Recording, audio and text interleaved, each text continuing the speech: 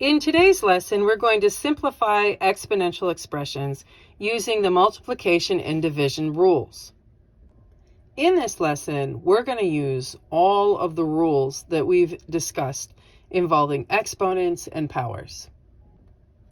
So if you've been following along with me, you'll see that this lesson has nothing new in it. It's just a combination of the multiplying, the dividing, and the negative exponent rules that we previously covered in the last several lessons. Nothing new.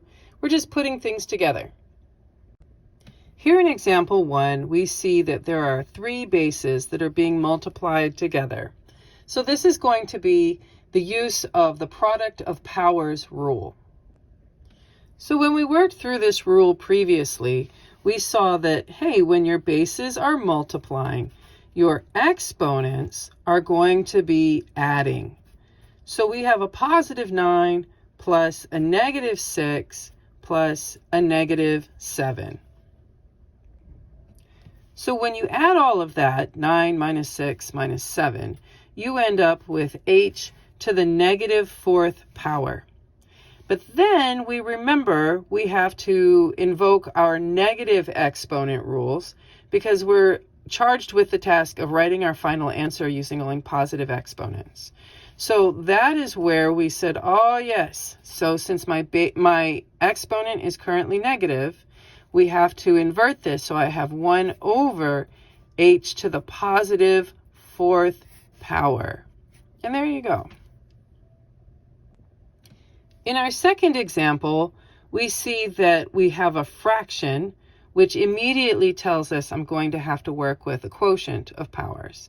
But on the denominator of this fraction, there are 2 variables, both of them having to be the letter v, but we've got a v to the 7th power and v to the 3rd power.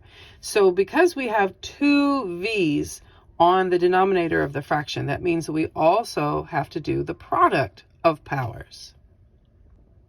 When I'm working with a problem like this, I usually look at, hey, is it the numerator or the denominator that has more than one term in it? And that's where I start. So since my denominator has more than one term in it, I begin with the product of powers there. And we remember from previous lessons that the product of powers tells us that we have to add our exponents together. So we result with v to the 6th power on the numerator divided by v to the 10th power on the denominator. It's from here that we now actually use the rule for the quotient of powers. So with the quotient of powers, we remember that you take the exponent from the numerator minus the exponent on the denominator. So v to the 6th minus 10 gives us v to the negative 4. And it is here that we say, oh yes, and now the negative exponent rules, because we are told we have to use a positive exponent in our final answer. So from that, we invert our base, so we have 1 over v to the positive 4th power, and there you go. In our third example, we again see that there is no fraction in our expression. So I have b to the 7th times b to the negative 8th times b to the 9th. So this setting brings us just a product of powers. As we've learned in a previous lesson, the product of powers is going to require us to add our exponents together as our bases are all the same. So from this, we end up with b to the 7th plus a negative 8 plus 9, resulting in b to the 10th power. And since it's already a positive exponent, I don't have to invoke any negative exponential rules. And there you go. In our fourth example, we have a fraction in our expression. So we see that we are going to have to use the quotient of powers most definitely.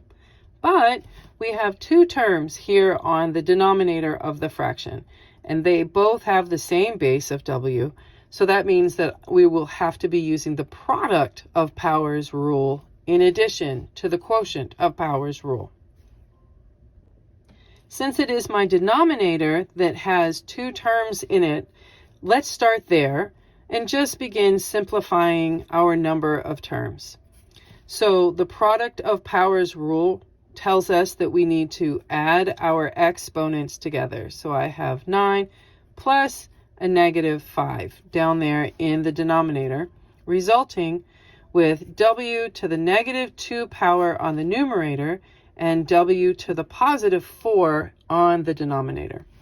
It is now that we have just a quotient happening, and we can go ahead and invoke those rules where we subtract the numerator exponent and the denominator exponent. So negative 2 minus 4 gives us w to the negative 6. And don't you know it? This is a negative exponent, which means that yet again, we have to invoke our negative exponential rules, which we've previously covered, so that we can make a positive exponent with 1 over w to the positive 6th power. And there you go. In our fifth and final example, we again have a fraction as our expression. But this time we see that the two terms given to us on one part of the fraction are both in the numerator. So the fraction tells us we have to use the quotient of powers rule, and this numerator with two terms in it tells us we have to use the product of powers rule. So let's get started. Since the numerator has the two terms, we're going to bring that together first. So z to the 0 power plus a negative 1 over z to the 6th power. So that gives a result of z to the 0 plus negative 1 is just minus 1 over z to the 6th power. So we've used our product rules here in the numerator, and now it's time to use our quotient rules so that we can finish this up. So our quotient rules tell us z to the negative 1 minus 6, and that becomes z to the negative 7, which then tells us we have to again use our negative exponential rules because we are instructed to have a final answer with a positive exponent. So we invert our base to being 1 over z to the positive 7th power. And there you go.